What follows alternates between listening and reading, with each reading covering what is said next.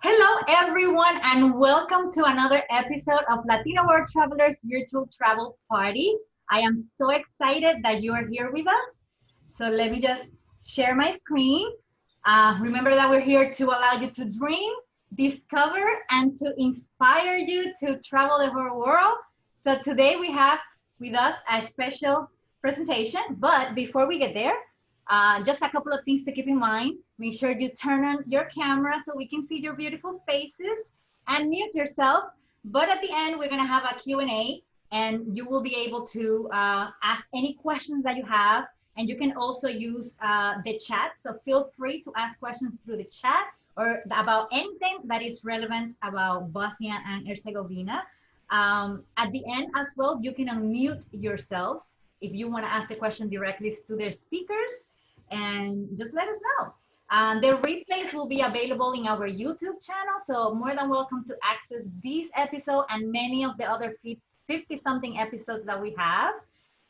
We're here to spark your curiosity for travel, and we are grateful for the speaker that's here today, who's going to present. So without further ado, we have here our friend Julio. He's gonna present about time of peace in Bosnia. So thank you, Julio, for being here.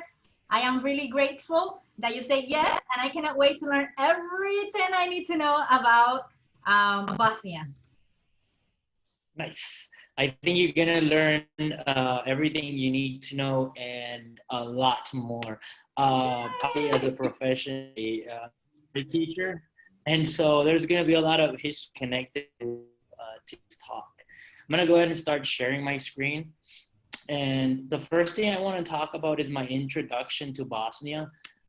This is actually, I got some pictures, some pretty cool old pictures. This is the first time ever I saw the Bosnian map. And there's another picture in my mind, time ever, me. Oh, we can't see your pictures. Yeah, me neither. It's like cut off. It's cut off? It just it's shows like, the I top. could only see the date. Mm-hmm. I wonder why. That's interesting. So maybe try to re-share Right your again, screen. yeah. Okay, so photos. Oh, I see what you're talking about. Yes. Oh, that's weird. All right, so I'm gonna share. Can you guys see them now? Oh, that's weird. Why is it take a doing couple of that? seconds, maybe. Yeah, actually, I don't know why it's not letting me share everything in my screen. It just tells me I can only share certain things. Okay, so you guys can now. You see the map? No, we cannot see the map. No, we just tried it and it worked. So I'm not sure why it's not working now. Okay. Actually, I don't know. One participant can share multiple. No. Sometimes this happens, guys. You have, now we see a portion of the map. It is uploading, so you can start talking. Yes, now we see it. Yes. That is weird. I don't know if you can see it, but this is the first time actually knew of the country Bosnia Herzegovina. I had no idea where it was. And the second picture I saw of the country, I couldn't find it because it's not mine. So actually what you guys are looking at is my tia Raquel. It's right here, Raquel Puente. She served in the United States and still does serve in the United States military. And some of you might not know this, but in 1995 and in 1996, the city of Sarajevo was overtaken by Serbian. The people there were starved to death in many places. And the United States sent a group of army men and women to liberate the city of Sarajevo, which is the capital. So my first encounter of Sarajevo in Bosnia was at a time of war. The first member in my family to visit Bosnia was in a time of war. And so when I went there, I wanted to know what the impact of my aunt's military intervention was like. And the stories that I found out left me crying. So I had an internal connection to Bosnia because my aunt herself and myself, we are first generation immigrants. My aunt was born in the United States, and then my dad was Mexican, but he took us to the United States, and I was born in the United States as well. So, you know, it's very difficult to acquire the tools that are required to travel as a first generation immigrant. The first one is people of color usually don't have the same opportunities in many cities in the United States. So my first role was to escape those barriers that prevent us from getting educated, or many of them is, you know, having white teachers who tell you you might not amount to nothing, you know. Others is like making you ashamed of your language or your culture. And We unfortunately, those barriers existed. Yes. Fortunately, though, I was able to overcome them at a very different approach than my aunt did. She went through the military. I went through education. And eventually, we both went to the same country for very different reasons. So, and that's the for why my presentation is called Bosnia in Time of Peace. Now, I want to share a couple of other things. Hopefully the screen is not going to be messing around with us. I stopped sharing my screen, but I will go ahead and show you guys another picture just now. Bear with me. So I went to Bosnia in 2018. Can you guys see the picture now? It will upload, I guess. Okay, cool. That is my tia Raquel, and once it uploads, you guys will see it. That is my tia Raquel in a monument called Old Yugoslavia, the old. Some of you might know that Croatia, Slovenia, who I'm wearing a soccer jersey of, Croatia, Slovenia, Serbia, Montenegro, Kosovo, Bosnia Herzegovina, they all belonged to the same country before, and it was called Yugoslavia. So when Yugoslavia broke off,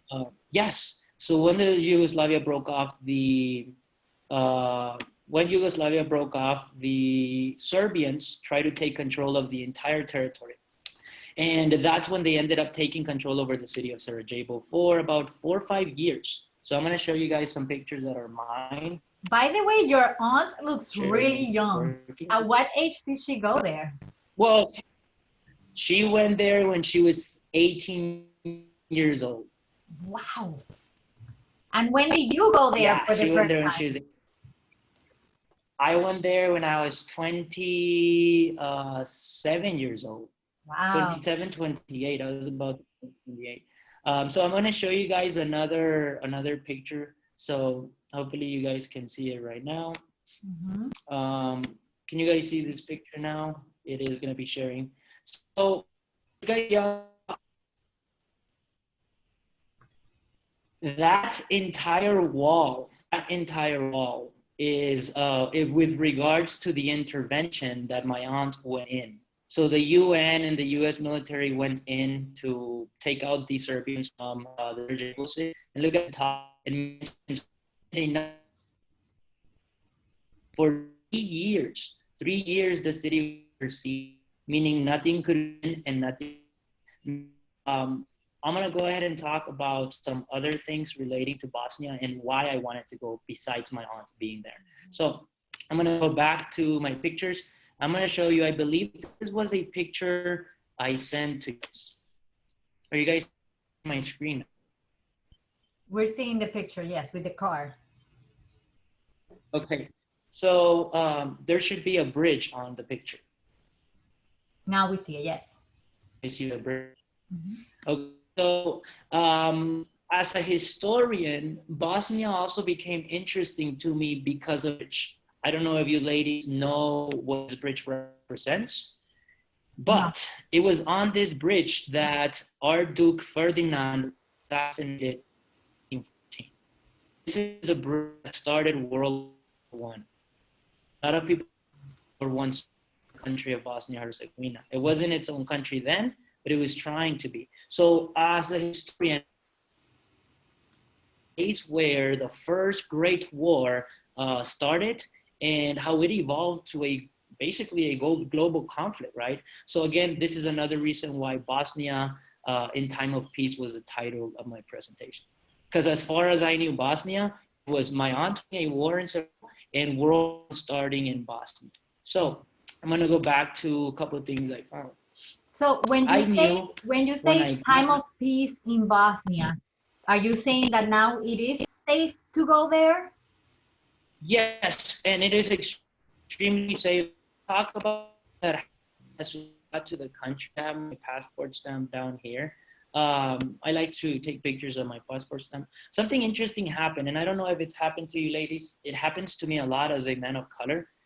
As soon as I got to Bosnia, the first question I was asked by the immigrants answer was if I was carrying any drugs. Nobody else got this question asked, but you know, as a person of color, that was the first question I got asked. Of course, I was not. Ah, But I entered the country. I was worried. Yeah, I was very worried because I didn't know what to expect. The Balkans have been a place that has been war torn for, almost 100 years, from 1914 all the way to 1995. So it's torn for 100 years. I've never been in 2 decades, never. So I knew this about the country. When I got there, you know, I saw the bridge. Here's the picture.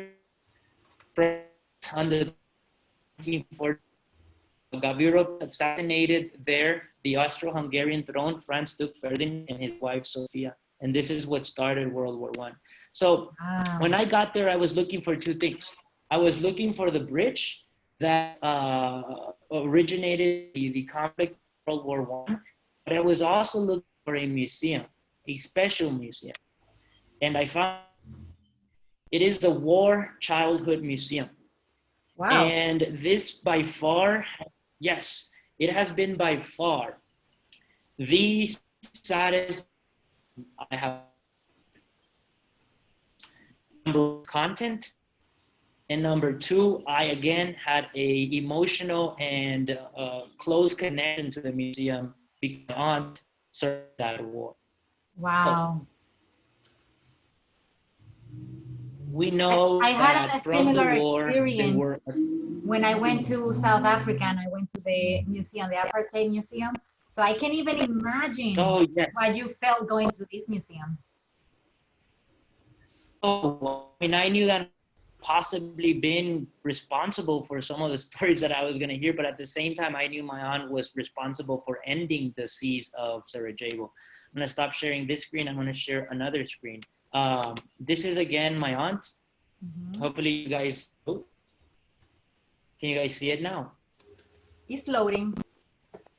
Okay, so at the bottom, you guys will see is everybody. She's gonna be with a group of uh, orphans. She went to an orphanage. These are orphans from the war conflict itself. So my aunt got to some of the orphans that were living in Sarajevo after the conflict. And now, again, I knew that kids had lost their parents, but when I went into the museum, I'm gonna go ahead and share another screen. When I went back into the museum, the kids, I some of their pictures. In here, I got their story. I'm gonna go back and show you guys a couple of them. By the way, the entire museum was about things, toys that they read, stories attached on how these things helped them forget the war that was going outside of their house. Now, I Wow. want to talk about a particular story that I encountered in the museum. Mhm. There was a story about a particular candy, and I don't remember if it was M&Ms, but the wrapper was in there. By the way, you cannot take pictures, which is why I have some very hidden pictures within the museum. But it was a story of some kids. Yeah, it was a story of some kids who had saved the wrappers of M&M candy, and they would pretend every day that they had found this candy because it made them happy, and it was kind of the only thing they could be happy about. And so they kept this wrapper of empty M&Ms for 3 years while Sarajevo was under siege. And I thought that was probably one of the most interesting stories that I could have encountered in Sarajevo. Again, my aunt served in the conflict itself. Now, I want to go ahead and show you guys this. I don't know if the video is going to load, but what you guys are seeing here is a video of me and a lady friend I met in, I believe, The Woman of the Sea is her Instagram. So if you guys want to find her out there, at the Woman of the Sea. The lady was rather interesting, and she was sharing with me some stories about what it was like for her growing up as a 15 to 16-year-old. Eventually, when the conflict ended, she was 17 years old. And the stories were interesting. You know, most high school kids want to go out and party. They want to go have some beers with their friends or have some fun, dance, and do things like that, right? Yeah. Did. And it was rather interesting because she told me that they would sneak out in the middle of the day to go to these parties that high school kids would have hidden within the neighborhoods of Sarajevo, and made sure to get back home before the snipers would go out and start shooting after dark. Oh my So God. they were willing to risk their lives for a couple of you know, shaking their hips and whatnot. But the story was crazy. Now, she told me the weirdest story. They had to always go and get water from this river that was in Sarajevo. And one day they went to go get water, and her younger sister through some mud, and her shoe got stuck in the mud. So what ended up happening was the shoe came off her foot, and 30 seconds later, shots started getting fired. So the kid started scrambling back to the house, but her sister was missing the shoe. And the little sister told the older sister, let's go, we need home without the shoe. And the older sister responded, are you crazy? Mom is gonna kill us. So they went back, more about their mom getting out for losing No the way. mud to find the shoe and make it. Yeah, by the way, I don't know about you guys, but Latino moms will do that. They will intimidate you to that point, right? So, But I would think in those circumstances, maybe it's be, like a little different, but I guess. yes, but it shows you the innocence of a kid in a time of war, that they're really looking at their mom as being a bigger threat than the bullets that were flying around. And on top of that, it shows you how much they've, to some degree, become numb to bullets flying around the city.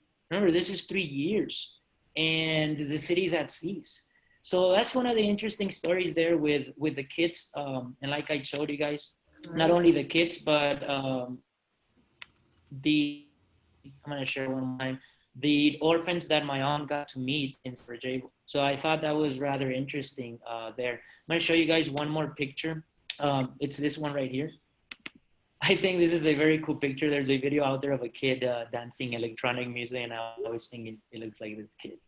But I'm going to tell you guys about something you might not notice in this picture. This is a plaza in the middle of the capital, Sarajevo. And one thing you do not see are pigeons. Are what? All right? Pigeons? There's no pigeon plaza. Pigeons, pichones, yeah, pigeons. Now, I'm going to show you another. Can you guys see? And why is that? Why you don't see pigeons? Okay. I'm curious I'm about now. to tell you guys. Now, again, I'm finding about. Let me see. De que that Costa Rica internet is killing you right now. Oh, yeah, I'm sorry. If you come to Costa Rica, and you're the electricity and your internet. Can you guys see the next page? Yes, we do. All right. Another thing you notice on this picture is that there's also no pigeons on the picture at all. Now, you might be wondering, well, why is this the case, right? Or what does he mean by there are no pigeons? Well, sorry about this. My internet is now loading again. Well, I'm gonna go ahead and show you guys what the plaza looked like the day I went.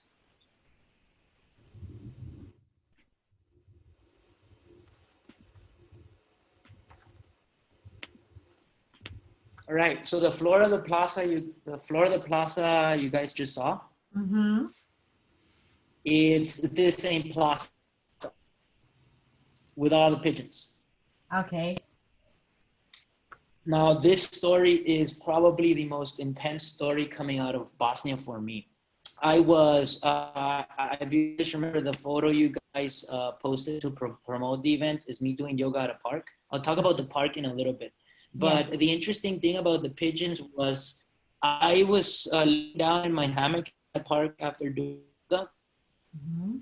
He invited me to smoke a cigarette with him. And I was wondering, why does he want me to smoke a cigarette with him? And why is he being so friendly? And his English was predominantly like understandable, but he wasn't a native English speaker. He was a Bosnian. Yeah. So I take his cigarette and talk to him. And he started telling me about his country and things like that. And the historian in me asked him, how were the war years? And he turned at me and asked, well, why do you want to know? And I showed him the story of my aunts. And he said, well, I'm going to tell you a story. You see those pigeons there? And I told him, yes. What about? And he said, it wasn't until about 4 years ago that the pigeons started hanging out in the plazas again. And I told him, what are you talking about? And he said, during the time of war, there was no food for us to eat, that we would kill the pigeons to have a meal. Oh. And the pigeons became afraid of humans. They became scared of humans and hanging in the plazas, that less and less pigeons were available, and the ones that would show up would die. So they learned through association not to go near the plaza floors because they would get killed and consumed. Oh, wow. So I learned, yes, and I learned early on that my aunts had met a lot of orphans who lost their parents. But also when I encountered the lady of the sea, who I mentioned is on her Instagram, when I think her name was Claire, and she showed me, the stories of being able and doing time of war. The fact that the animals around the city suffered through the time of war and became a psychological trauma for the birds for more time than the war lasted, to me was very impactful. And as a historian, you rarely hear these stories. You rarely hear the stories of what it was like for the people living at war. Historians who started the war and who ended the war. But historians also tell you how many number of soldiers died for both sides. But historians never tell you the stories of the people who lived on the collateral side of the wars, or the animals who lived on the collateral side of the war. So to me, Bosnia was rather interesting because as a historian, I got to learn more of the people and animals. So when I talk about, Bosnia in time of peace, that's why. Because I learned stories like these that to me were rather interesting. Now, I did send out some other pictures, some of which you guys are seeing right here. You know that when you mentioned that there are no pigeons there, and the first thing that came to mind is usually pigeons are used to transport messages. So I figure maybe the military killed all of them to avoid that. So that's the first thing that came to my mind. Yeah. But when you said it was for food, I was like, oh, wow, that's different. Yeah, and you're right. They did use them for messages, and sometimes they still do. But yeah, the pigeon story was rather interesting because I was never gonna learn that from a history book. Where is this picture? It's impossible to. By the way. So this picture is on the outskirts of Sarajevo. I forgot what the town right outside. And I put this on there is because what you guys see behind, they're monuments to World War I and World War II soldiers. And another thing that you note is not all the tops are going to be the same. There's going to be some tops that are different. I've been to Turkey, and I've been to, for example, Bosnia was the first city, and I showed you guys the hookah right now, but Bosnia was the first city where I saw Christianity and Islam world intermixing together. Another thing that was happening when I went to that hookah restaurant was Islamic people that are, originally from the Middle East or follow Islamic religion. They kept addressing me with your traditional address for any other Muslim, which is Assalamu alaikum, right? And I kept responding, walaikum salam, walaikum. And my friend said, do you know why they're doing that? And I told her, no. And she said, they think you're Middle Eastern. If you wear a lot of blood came to Spain through the Moor invasion and the South invasion of North Africa. So los Moros in the Reconquista, that was all Middle Eastern blood. So a lot of us Mexicanos, yes, we do look like the Middle people. So we're very much alike in a sense. So I saw that and I thought, wow, that's cool. Because, it proves that we're brothers and sisters, that I found that to be interesting. Now, we do want to leave some time for Q&A. So I'm going to show you guys one more picture and then some Q&A. I did them all. Oh, here we go. So this is the yoga picture, you guys, but I want to talk about the park.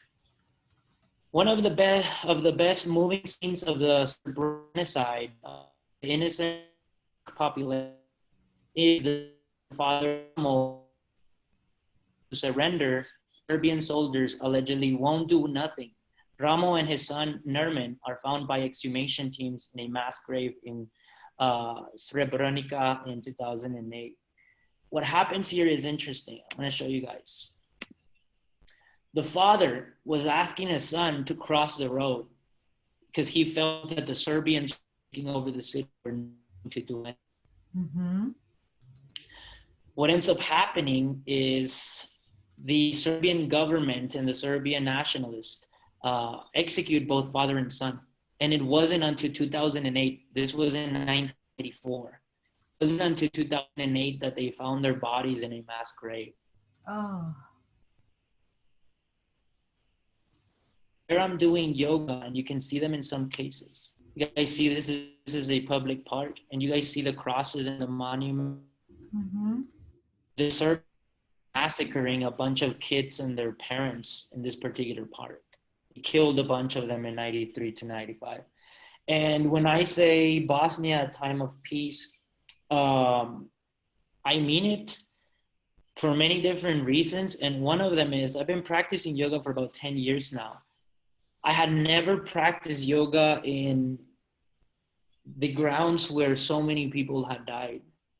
And that piece that it started off odd. I don't know why, but I was setting up my hammock and my mat, and I caught two Bosnian older ladies taking pictures of me. I don't know why. And after a while, they came up to me, and I guess they've never seen a Mexican person before in Serbia or something, because there wasn't that many, right? Or in Bosnia, sorry. I actually didn't see any. In my Euro trip, I saw a lot in other countries, but I didn't see any in Bosnia Herzegovina. Actually, I rarely saw many backpackers too. It's a place where rarely backpackers go. Croatia, Slovenia, even Macedonia get more people than Bosnia Herzegovina. But it was interesting because, again, I went here to find peace with what my aunt had experienced. I went here to find a historical outcome of World War I. And when I was doing yoga at the cemetery and these ladies were looking at me, I asked them, why are you guys taking pictures? And they just said, you look so happy. You look happy. And I thought, wow, that's interesting, because I'm just kind of doing yoga here. But again, it's part of that mentality of the war made the people very cold. They made the people detached. So the guy asking me to smoke the cigarette with him, it wasn't normal 10 years ago for Bosnians to be doing these kinds of things, or Croats or Serbians, because of the wars after Yugoslavia, right? Mm-hmm. And I thought that was really interesting. Doing yoga there, again, the meditation, I believe I was there for 3 days in Sarajevo, and I practiced every single day yoga at different parks around the city. The sad thing is that every park had areas where people had died, and it had their tombstones. So all over the city, you saw these particular signs there. Mm-hmm. And so I just want to go ahead and mention one last thing. I left Bosnia earlier than I would have wanted. You guys see my backpack here? Yes. The reason why I left Bosnia is because in 2018, Croatia made it to the World Cup final. And I was right next to Croatia. So I did the same thing that thousands upon thousands of Bosnians did. We got on a bus and we went to Zagreb, the capital of Croatia. Now, I started this lecture or speech on Bosnia Herzegovina But I also mentioned how Bosnia and Croatia and Slovenia and Kosovo and Serbia, they all belonged to the same country known as Yugoslavia. So they're all brothers and sisters for a very long time. And they all speak Croat or a derivative of Serbian. So they all speak either Croat or Serbian, right? Even the Bosnians and the Herzegovinians. And the interesting thing is when I went on the bus, it was so funny because as soon as we got off the bus in the capital, you see all of the Bosnians that traveled with me on the bus get their Croatia shirt on. Yeah, Wow. because they feel like brothers and sisters, right? And this is what you guys saw on there, but this is the last story. I decided to get on an Uber, and somebody had shared it with me. When we got off, the person asked me I was gonna meet my friend Mackenzie. She works she works in Zagreb as a marketing director for an American company. I was gonna meet with her, but the guy that was in my Uber, we got off and he bought me a beer, and I told him, "You're happy, huh?" He was a Bosnian, and he told me, since my parents and my grandparents' time, our people never had any good thing to celebrate. And we Wow. finally do. So the World Cup was not only important for Croatia, but it was very important for all the Balkan countries that spoke Croat or belonged to Yugoslavia before. So the time of peace ended in a time of, I would call it organized chaos and a grand celebration of the Croats that ended up, I believe I have some pictures in here. Yes, so you guys have some smoke on here. Ended up catching the entire city on fire from celebrations. People were jumping in the fountains and things like that. But it was nice to see how a region of the world, Croatia and Bosnia Herzegovina, broken down to war through war for over 100 years, close to 100 years since World War I, had a time of peace. I was happy to see that my aunt, who served in the Sarajevo military intervention, who I'm very proud of, actually made change. Because when I went there, I literally found peace in Bosnia Herzegovina. And to me, as a historian, it is very rare when military interventions end truly in peace.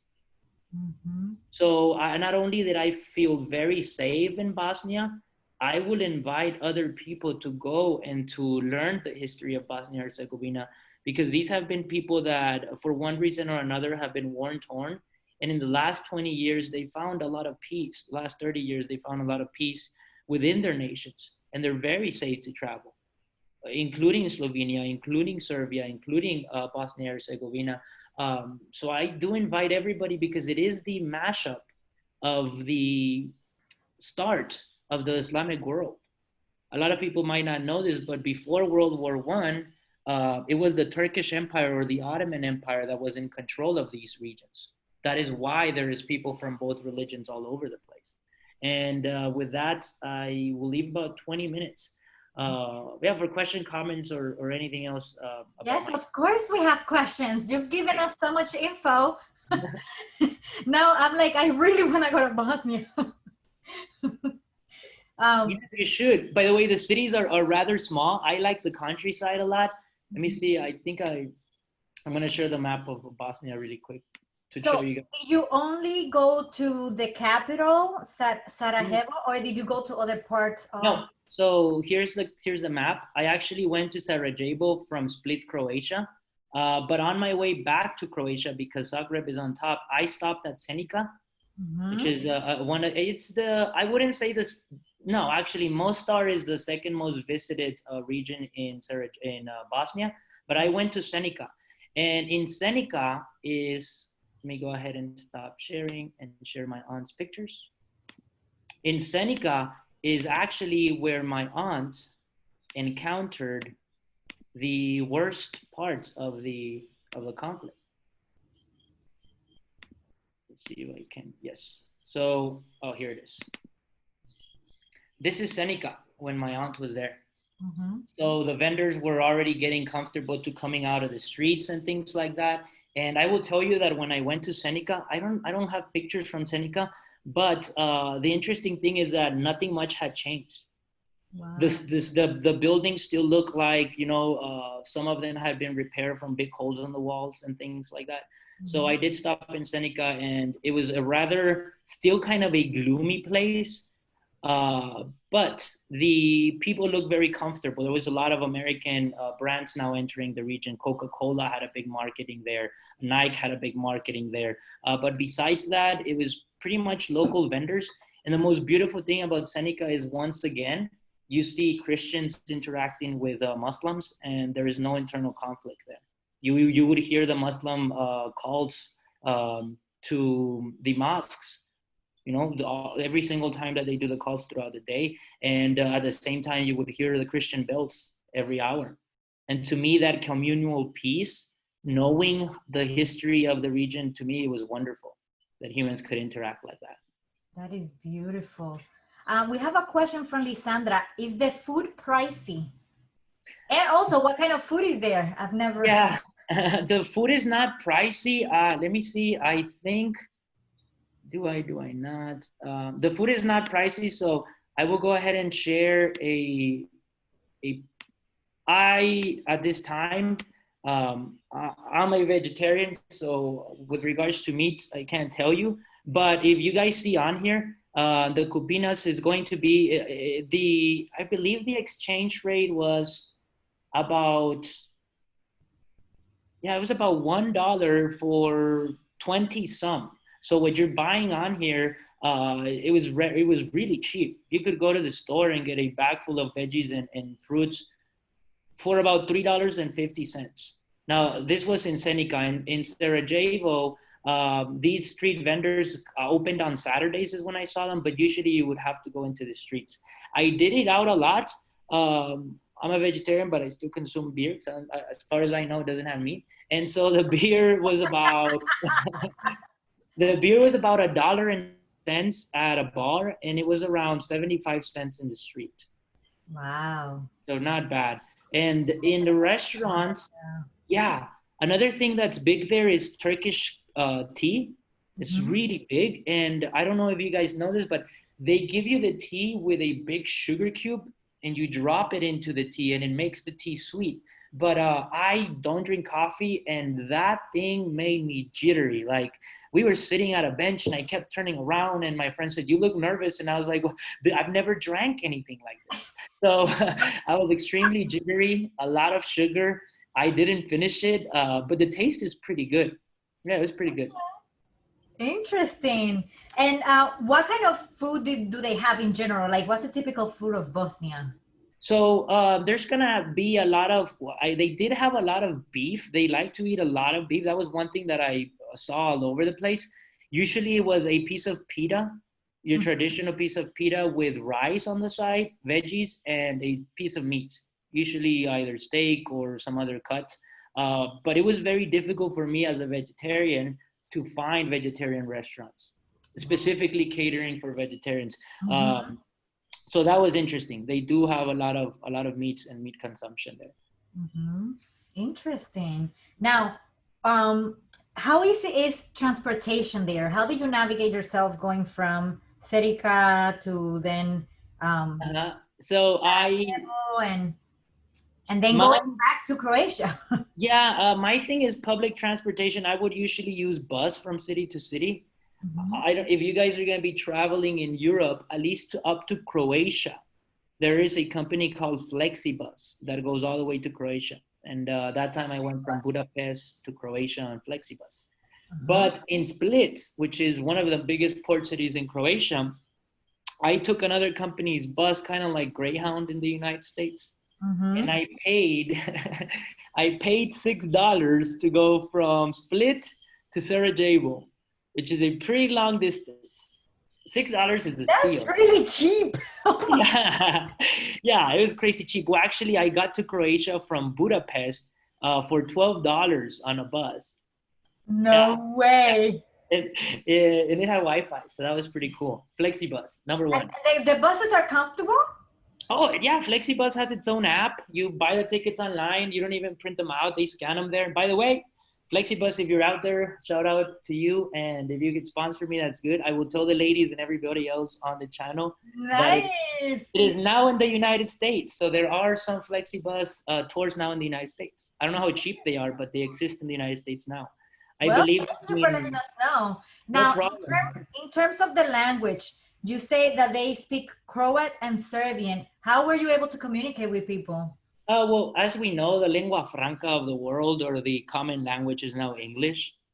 So I would use English. Now, I also want to share one thing. The color of my skin allows me to be a chameleon, and this is rather interesting because sometimes in some parts of these areas, some people didn't want the Americans to intervene. In other words, they wanted the Serbians to take over the city. So they were upset about the Americans intervening. Not everybody, but some people. Now, why do I mention this? The reason why I mention this is because there are some people there who, if you are American, might not take you very kindly. All right. Now, the reason why I say this is because I was fortunate enough to basically use my Spanish to introduce myself to people. Oh. And when they mentioned that they didn't know Spanish, then I would present my English. But that's usually how I would communicate in English. There was one person I knew who spoke Spanish, but besides that, it was through English. Did you see other Latinos there when you were traveling? No, I saw in my hostel there were 4 people. One was a French girl, and the other 3 were a group of Chinese 35-year-old men that were rather interesting. Yeah, they were traveling the world as well. But no, I didn't see any Latinos at all. Yeah, and that's why we're doing this, guys. So we could see you there. Yeah. So we don't have to keep traveling the world not seeing us. That's true, right? So I think, and I told you, that's why I found it interesting that the ladies were recording me, because they've never seen a Latino before or a Mexican before. That was interesting. Right. Now, you said that you stay in hostels. Which kind of hostel did you stay in, and do you recommend them? I don't remember exactly what hostel I stayed in Sarajevo, but yeah, I recommend the hostel in Sarajevo. I think there was only 2. So if you're checking them out, it's one of the 2. And how did I get around in the city of Sarajevo? I run long distance. So I run usually, over 4 miles up to 13.1 miles and things like that. So the first day I saw the entire city because I ran it all. And so the first day I ran through the entire city. The funny thing about that story is I was running through a rural area, and a Bosnian lady stopped to ask me for directions. A runner in the middle of nowhere in a foreign country usually is a local. And I didn't understand her language, and she got very upset for me not knowing how to point her in the right direction. So that was rather interesting, but I did get to see the entire city, just running. However, from one place to the other, I was skateboarding. Usually I skate or I walk. I do that. Okay. But there is public transportation there. There is a tram that goes through the middle of the city, and you could take that as well. Okay. And when people saw you running, was that weird? Were there other people running, or like, here if they see you running, they're like, why is he running? Yeah. Today I live in Costa Rica, and it's very common. There's a lot of like people who are running in the streets.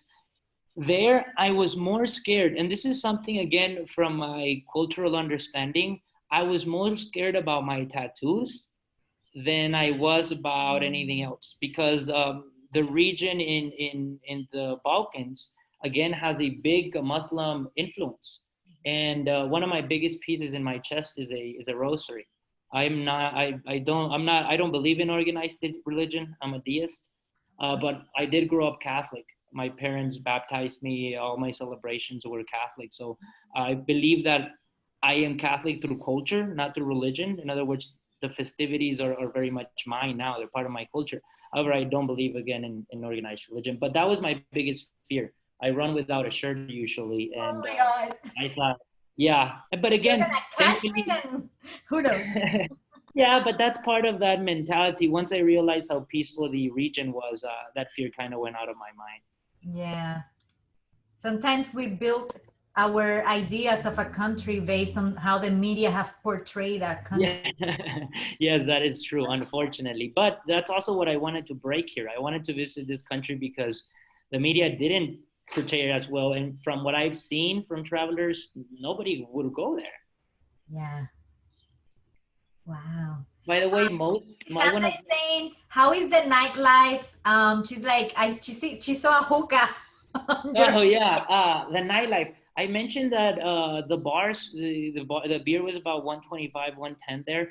The nightlife is interesting.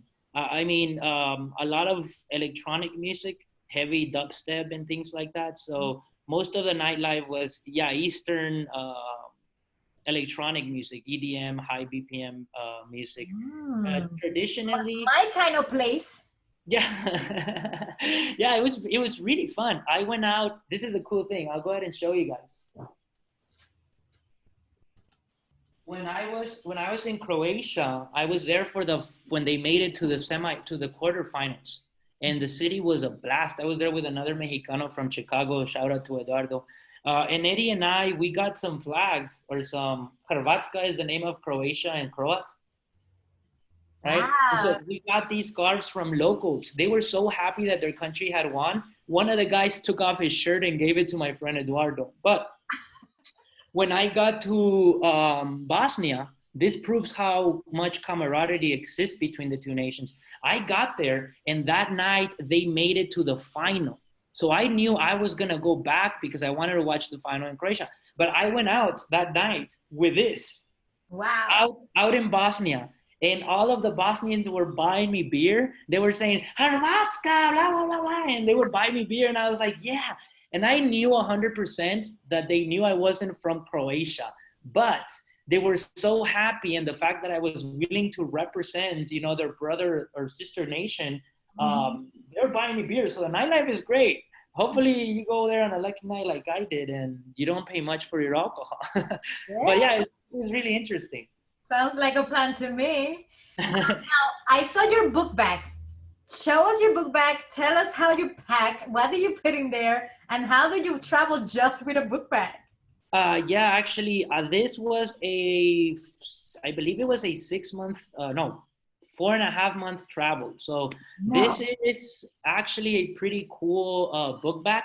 This is an Osprey. Osprey, if you're out there, Puente Julio 1990 17 on Instagram. I always hashtag you guys. So what I do is there's two bags here. This bag actually unzips and it is a smaller book bag. So your travel day bag will go here. And then this bigger bag is where I put my clothes. I travel light, but I love sneakers. So there's actually 3 pairs of sneakers here, 2 inside the bag, the one hanging out, and then the ones I'm wearing. So I love sneakers, but besides that, I pack pretty small. I use packing cubes, and that's usually how I make sure that everything fits in the bag. I try not to buy, gifts for people or memories for myself. What I usually do, and I recommend this to individuals who like soccer, is I do this. I buy soccer jerseys from the cities that I visit. And so this one's from Slovenia, which is another part of the Yugoslavian nations. But yeah, I buy jerseys and I usually know how many countries I'll visit. So I don't take that many shirts so that I could replenish while I'm there. Yeah. Wow. And those are like, those are easy to pack because they're like very light. Yeah, they're super. Yeah, and the thing, a good about thing is that they don't hold a lot of sweat, and you get not only a wearable piece, but you also get a memory of where you were at. And to me, that's important. That is so cool.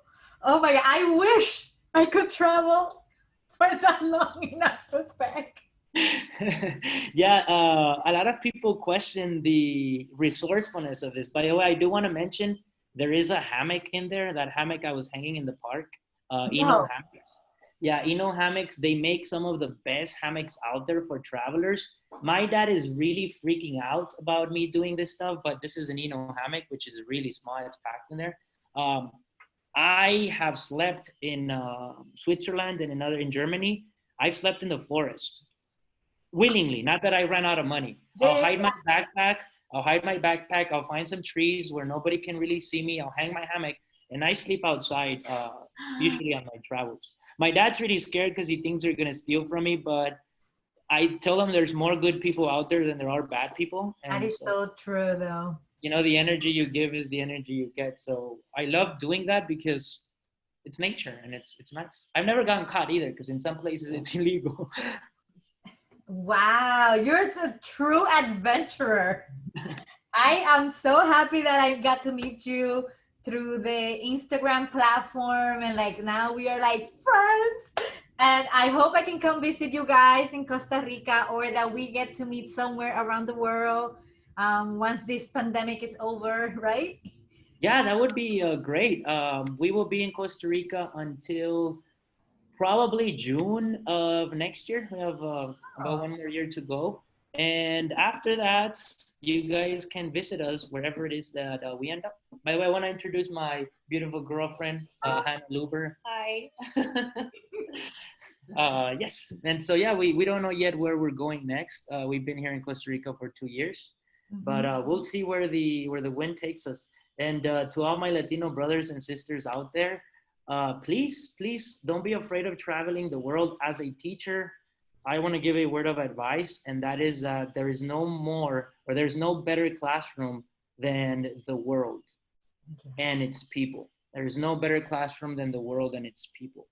Textbooks can show you one thing, but making connections, interpersonal connections with people of other cultures will show you to be more appreciative of the differences between our societies. And that, I believe, will lead to a better world. In the words of Benito Juárez, el respeto al derecho ajeno es la paz. Yes. Yes. I was just speaking about that precise quote with my cousin last week. Wow. Yeah, it's a very powerful quote, and I do believe it's true, right? You don't have to accept other religions, but you have to respect the fact that other people have other religions. Yeah. Lisandra, that's such funny. a pleasure talking to you. Oh my God, you're have such a wealth of knowledge, and I really thank you for presenting to our Latino community, so we can learn about history and about things that happens in other countries, like conflicts, and how they are now peaceful countries that you can visit. So wow, you open my eyes now. Now I really want to go to Bosnia. Yeah.